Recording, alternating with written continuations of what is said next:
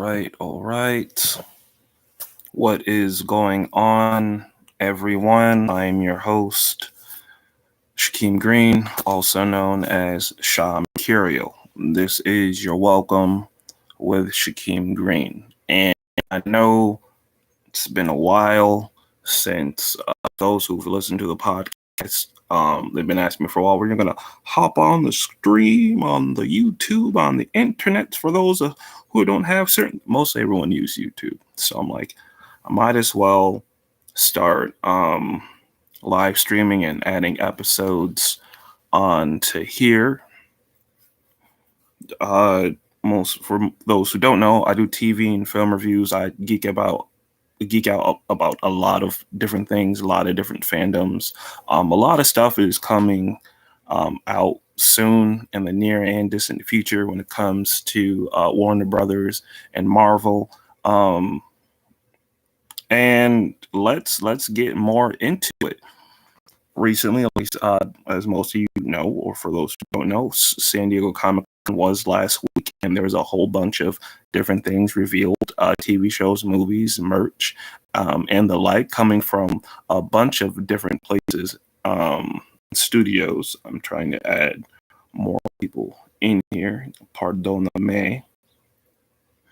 But on the Dungeons and Dragons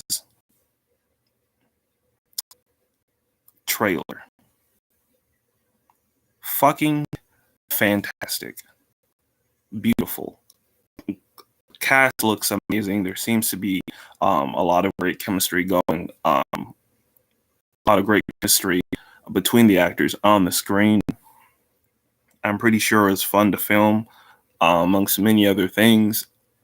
I'm a Dungeons and Dragons fan, got into it a couple years ago with some friends of mine who are also excited about the film. I'll have them on at another time to discuss what we might be getting from this. This could be another franchise starter. We could be getting shows and animated cartoons and shit from this.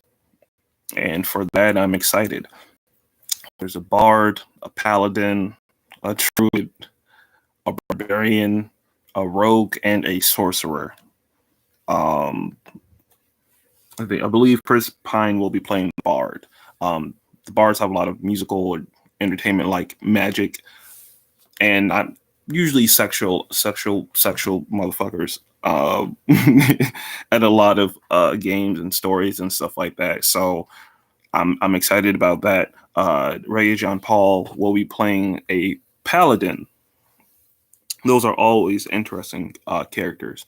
I believe there's also a druid, but she's a tiefling druid, and I find that very interesting. Also, because two of my characters, one is a high elf druid, and another one is a tiefling bard. So I'm excited to see what they're going to do with these characters. Michelle Rodriguez will be playing a barbarian, and I'm here for it.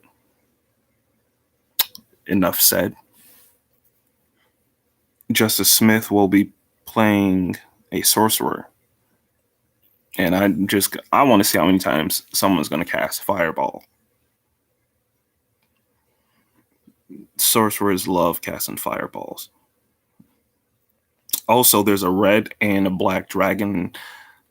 Those are not to be lightly, especially in the world of Dungeons and Dragons. Hopefully, we can see a bunch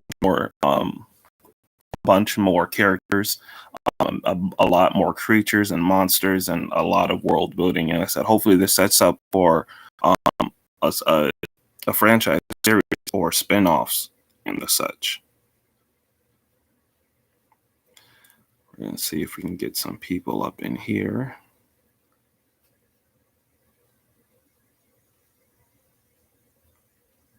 I have not yet listened to Beyonce's album. I will be getting to that later on and reviewing that later. What I am going to discuss is how the hell are we going to get mutants into the MCU?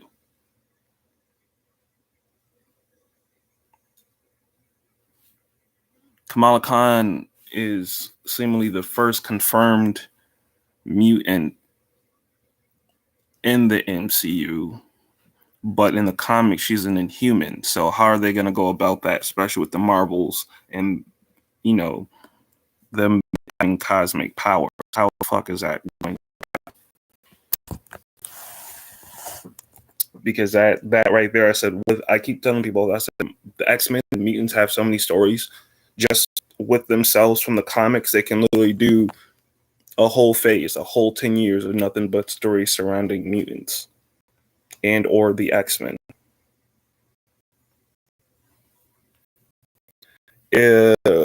This is, like I said, this is because it is a lot you can do with the story, and you don't want to lose focus of certain characters and certain storylines. And of course, it's always about the world of Marvel and the characters and the stories themselves. It's always interconnecting, and there's not that many plot holes or inconsistencies and continuity errors.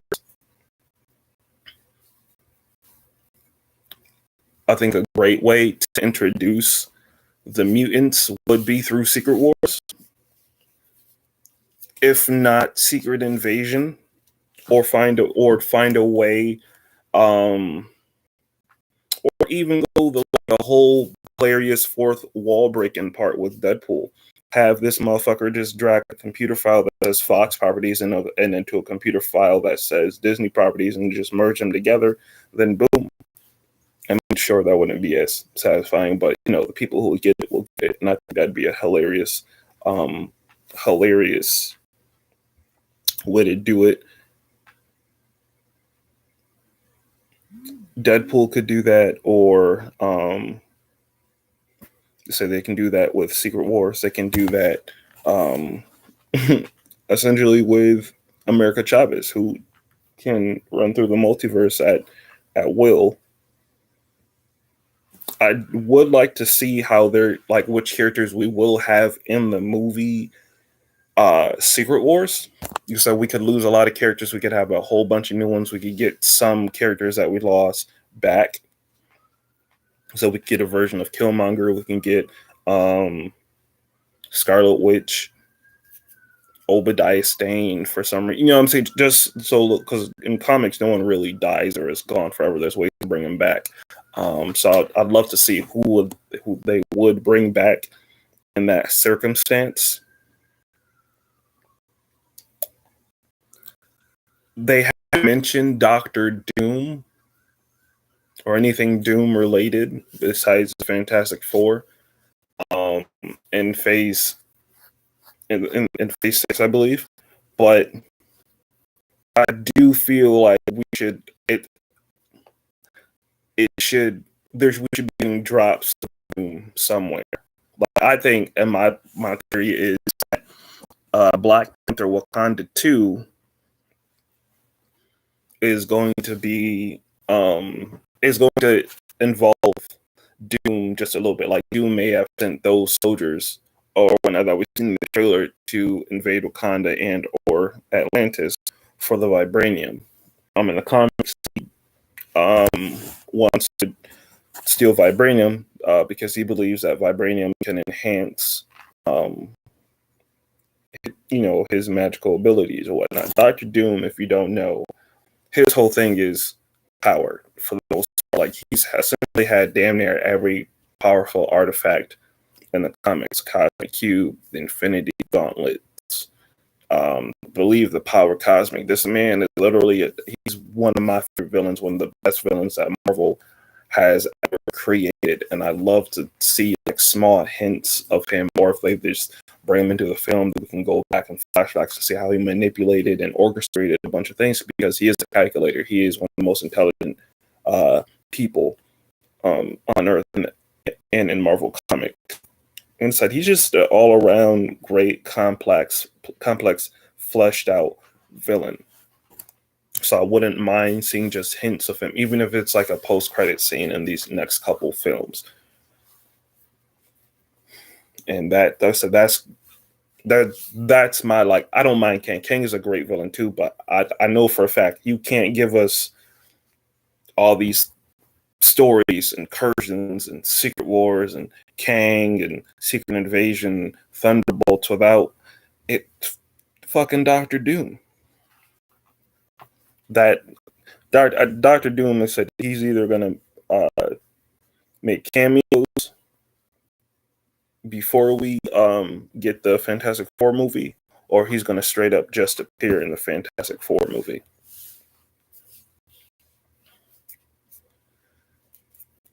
So I said those are my two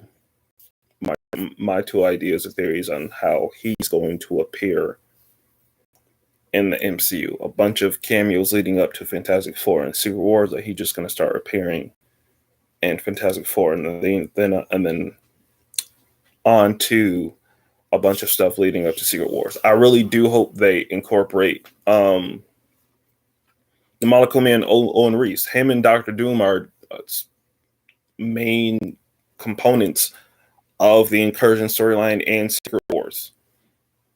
And that'd be a great way to introduce Miles Morales. I'm not going to fucking front. Give us Miles Morales in 2 years. Man, listen. I don't even want to go there. I don't even want to go there. Guardians of the Galaxy 3. Guardians of the Galaxy 3 is going to... So there, I said, James Gunn is a goat. He's a beast. He's a beast. Because I'm like, no one has really figured out his little message involving Quill's mom throughout the whole throughout these movies with the little coordinate Easter eggs. So hopefully there's some more in this film and we have all that shit figured out by the end of this film. I know they said James Gunn, this is gonna be like the team itself might disband or end or whatever, or switch up after this, but there's a lot that can go on in this movie that can be very, very fucking crucial to the next phase of Marvel films. Like Thor: Love and Thunder introduced Eternity, a whole cosmic entity universe. We already got Nowhere's severed head in the MCU. Celestials exist now. We've seen a bunch of them in the Eternals, a couple of them in Thor: Love and Thunder. The gods exist at Omnipotent City. Some are dead, obviously, because of gore, butchering off screen, which we could have seen more of in the movie. Let's see, there's at Guardians of the Galaxy 3, the High Evolutionary is going to be making an appearance, and he draws his inspiration from Mr. Sinister, who was a mutant. And I think that's great. I feel like you can always incorporate a mutant in damn near any story. Like Peter Quill could have an X gene or some shit like that, or someone else or whatnot. You know what I'm saying? Just little small details into why certain people can do certain things. Adam Warlock being played by Will Poulter is going to be amazing. He's a huge part of the Infinity War story of Infinity Gauntlet and stuff like that from the comics. I was really surprised that he wasn't in Infinity War and or Endgame, just because he's very connected to the Infinity Stones, especially the Soul Stone. And I wanted to see how they work that, because the Soul Stone are atomized in the MCU, and according to Loki season 1, they don't really mean shit to the grand scheme of things if they're being used as paperweights in somebody's office. So that right there is a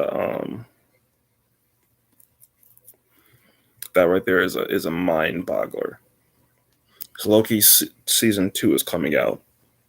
Now, obviously, that's going to be dealing with a version of Kang or He Who Remains or Nathaniel Richards or something like that. So that Loki season 2 is probably going to set up a whole bunch of more shit for Kang Dynasty, as well as Ant-Man 3's Quantumania. Ant-Man and Wasp 3 Quantumania. We're getting Stinger, Cassie Lang, his daughter's being introduced into the fold as a hero. I feel like she's going to be her, Kate Bishop,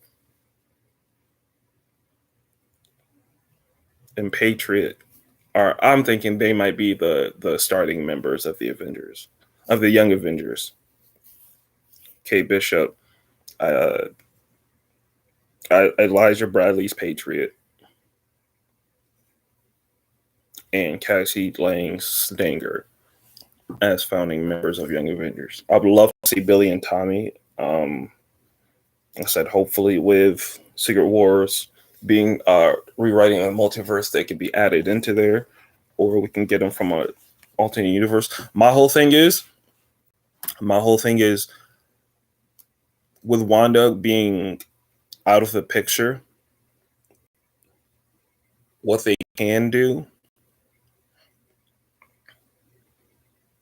with Wanda, and this would be the perfect way to introduce Doctor Doom, is that in the comics, Wanda, I think after the House of M and Decimation, she ended up losing her memory, like forgetting who she did. She just, what I'm saying, went missing. Not too long after that, they find her married to none other than himself, Victor Von Doom.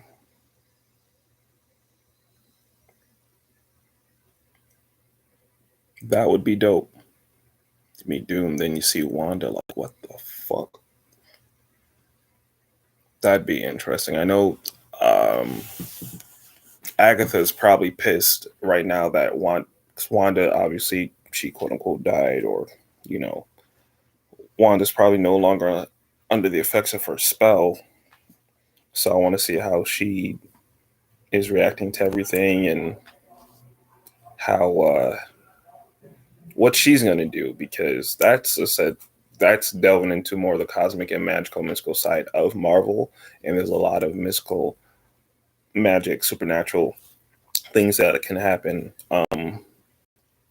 in that corner of the universe. So you have so many characters you can deal that can interact with each other. The current ones, Thor, Shang-Chi, Kamala Khan, Sam Wilson's Captain America, Bucky, Bruce Banner, She-Hulk, Daredevil. We can get the new Avengers or West Coast Avengers. And Daredevil in the trailers being seen in She-Hulk, and she's on the West Coast as alongside Ant-Man and Shang-Chi, who live in San Francisco. And Hawkeye, like in the comics, was trying to retire. Then eventually he started the West Coast Avengers. So I'm like, yeah, I think he'd be perfect to start the West Coast Avengers. That'd be amazing. The new Avengers, hilarious. They hadn't. I'm sorry,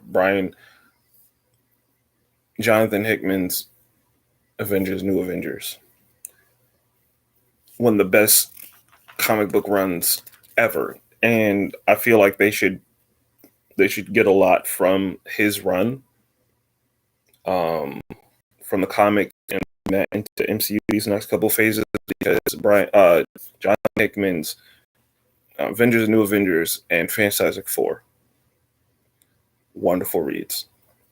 Wonderful reads. If you have the time, go to your local comic bookstore, rent them, buy them, indulge in them, enjoy them, love them, cherish them, get your mind blown away by them. If you don't have the time to do that, hit Rob Jefferson up at Comics Explained and Culture Explained, also Benny and the wonderful people at Comic Storian.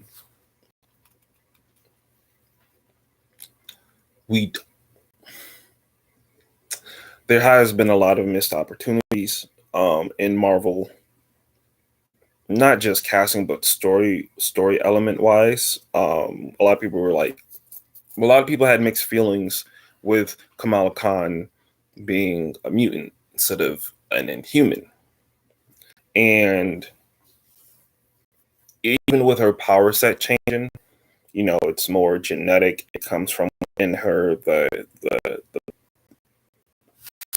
the bangle activated her powers. That's definitely some X gene type shit. Something to activate that X gene, and they could find a perfect way to have have people start activating their X genes for some reason. Like in the Ultimate Comics, Wolverine didn't have his X gene activated until the experiments in the 70s or 80s that had him activate his bone claw and healing factor power. Shit, Captain America in that universe didn't wake up until the early 2000s. So even though Marvel gets a lot of the Ultimate Universe, there's a lot with the 616 comics, especially with Jonathan Hickman's run, that they could definitely do, especially with King Dynasty and Secret Wars and these incursions and shit like that. With the MCU expanding the cosmos, you wouldn't I wouldn't want to get too deep into a universe where I lost within the story or the character. There's a lot, and like I said, it's a whole universe. So you may not I don't remember every detail of every single Marvel movie from the first saga, from the Infinity Saga. Sometimes I have to go back. Like it was like with Thor: The Dark World. You damn near forgot the plot of the movie after a fucking while. And then you have movies like Black Panther, which it's kind of hard to forget the plot of that movie. Because you can get ahead of seen it so many times because you enjoy it so much. Each movie really has its own purpose. All movies tell the story, right? This film and shows have to tell a story. A lot of the times it's an origin story. Great, cool, fantastic. Who is this person? Where did they come from? What are they here? Well, sometimes it's a person we know. Sometimes it's a very obscure character. And what Marvel and Kevin Feige and the production staff and everyone at the studios, what they're doing is a great job of bringing obscure characters or lesser known characters and making them, a character. Like I found it very, no pun intended, strange that when the Batman movie came out and Doctor Strange Multiverse of Madness came out, more people showed up for Doctor Strange than Batman. And Batman is a legacy character, way more popular than Doctor Strange. Way more popular than Doctor Strange. Batman has villains more popular than Doctor Strange. So I feel like it's more you treat these characters and you do them justice. So certain movies I feel are more informational, or they more so not only tell a story, but in some cases their main focus is to set stuff up, or as some people say, an advertisement for the Marvel film or whatnot. It's a setup. It's world building. It's interconnected. Yeah, it tells a story, but this is what may happen, or this is why something or someone did or something happened in a previous film or movie that is affecting this now. And I feel like that's what Thor: Love and Thunder was. You're not just going to give us Valhalla or a couple Celestials hanging out in Limited City, Hercules, and then a cosmic entity for no reason, not for us to see them again or have that shit be set up.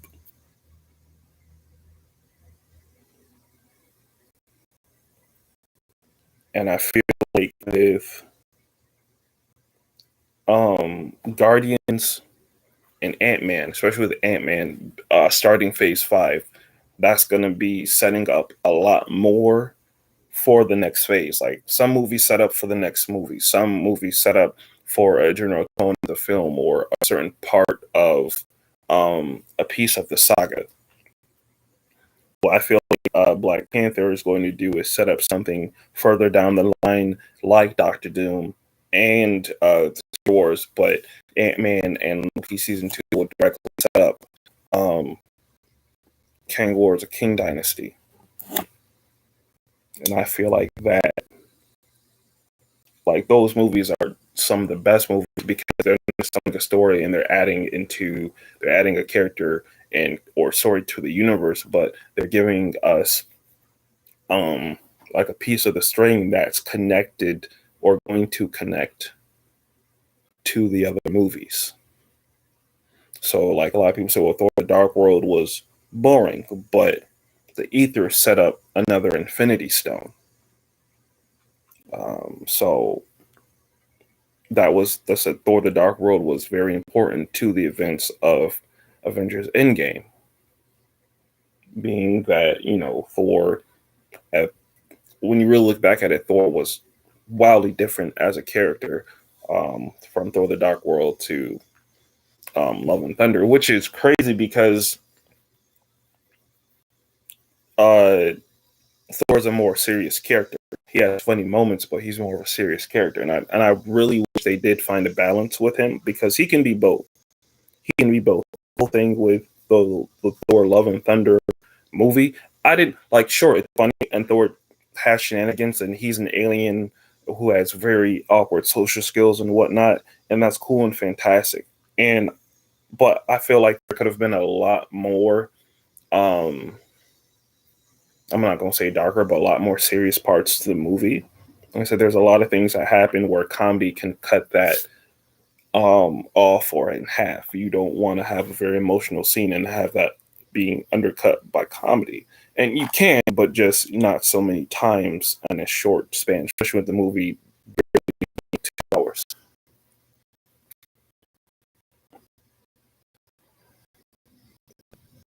I do feel because I said I like the story, especially the Mighty Thor and the Gore the God Butcher storyline from Nathan Aaron's run, which is fantastic. Go check it out, immerse yourself in it. I did feel like we could have gotten like for me, Gore should have whooped Thor's ass in that first act or whatnot. Like it could have been Thor, Jane, and Valkyrie finding other versions of Thor, from the future and the past one. Because that God bomb looked fire in the comics. Like all this man wanted to do was make a wish for all gods to die. Man, this great movie for the most part. Wasn't Ragnarok, but it's still pretty good. Still pretty good. Daredevil coming back to the MCU is going to set up all the other Netflix or other Marvel TV shows that were also canceled or not necessarily canon. Like I'd love to see Cloak and Dagger in the MCU.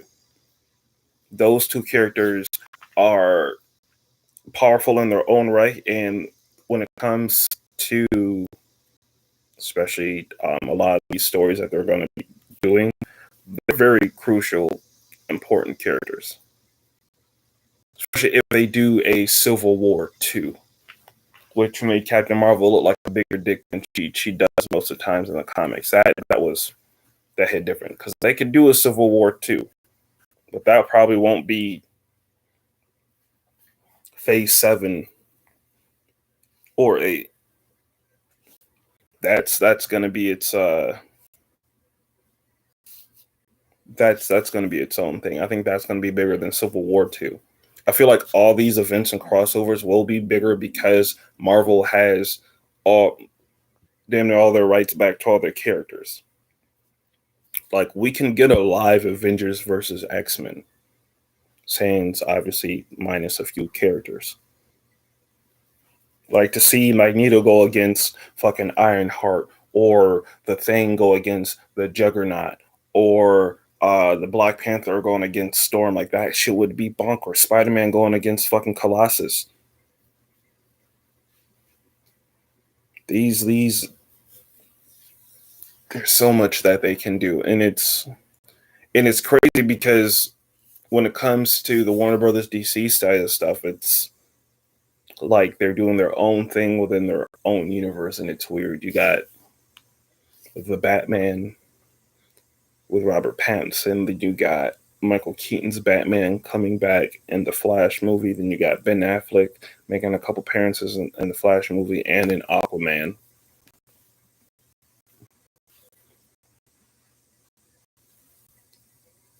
I don't know. It just seems like not every. I don't know. It's just not decent when it comes to treating.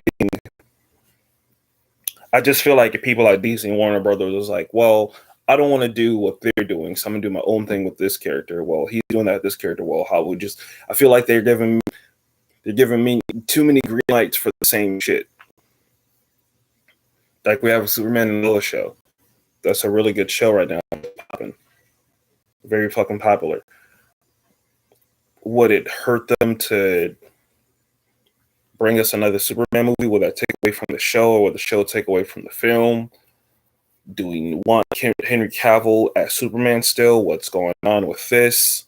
We have Black Adam coming out. He's supposed to, quote unquote, change the hierarchy of the DC universe. Okay, but in order for you to change the hierarchy of the DC universe, you should probably work on culminating your universe in a more connected way. And the Flash film might do that. The Flash is a retcon vehicle, especially in the comics. They use the Flash to help rewrite stories or to do soft reboots or to start shit over. And I think that's what they're going to do with this Flash film. They're just going to retcon a whole bunch of shit. Shazam 2 is coming out. The first one was amazing.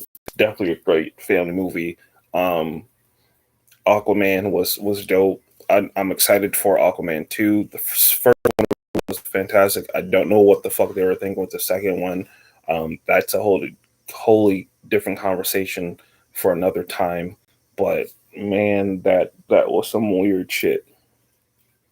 That was some weird shit.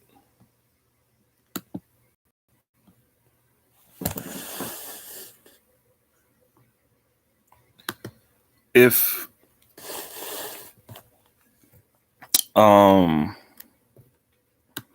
if I don't know, because there's a lot of shit I'm in and a lot of shit I like, a lot of shit I'm on the fence about. When it comes to the stuff I read and watch. Like I wasn't how am I gonna put this? I'm not a huge fan of live adaptations of certain comic books and shows, especially when it comes to the anime sector of Netflix.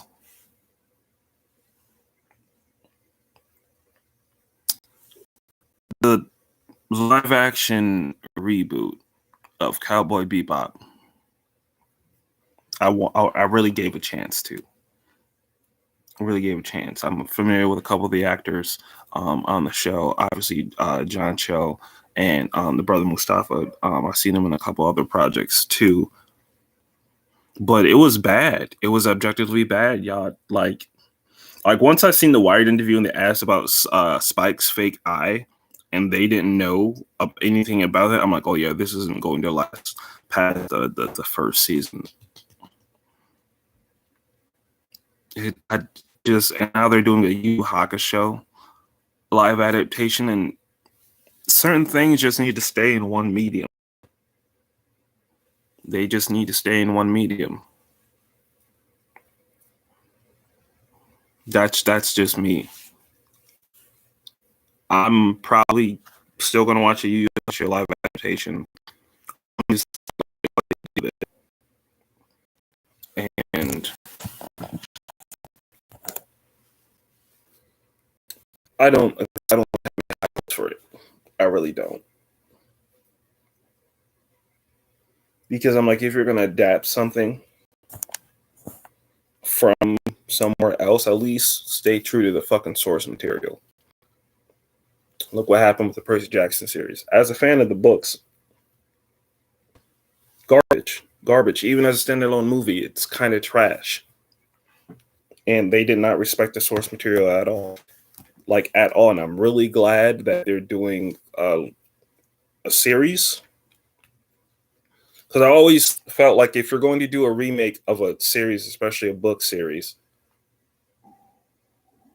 the book in season format would probably work best. For the most part, with smaller books for the series. Obviously, there's going to be stuff missing out, but I would say that would be um, the best way to adapt a lot of books and comics if you were to do that in those types of series. But I am excited about the Percy Jackson series coming up. I will be discussing that when we get more details on the show and we get a trailer. I'll definitely be breaking that down. But I'm gonna see you guys in a bit. There's a lot more we have to talk about and discuss. Thank you so much for your support and joining this stream. Good morning, good afternoon, good evening, good night. This is your welcome with Shaquem Green.